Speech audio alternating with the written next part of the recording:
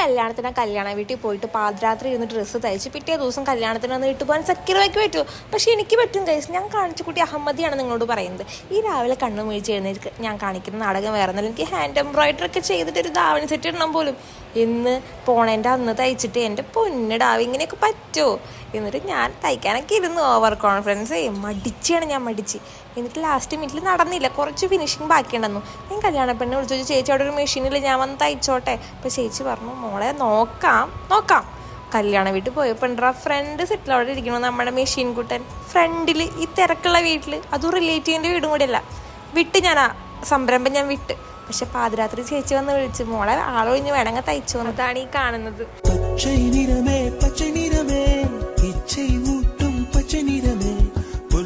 சிரிப்பும் பச்சை நிறமே எனக்கு சம்மதம் தருமே.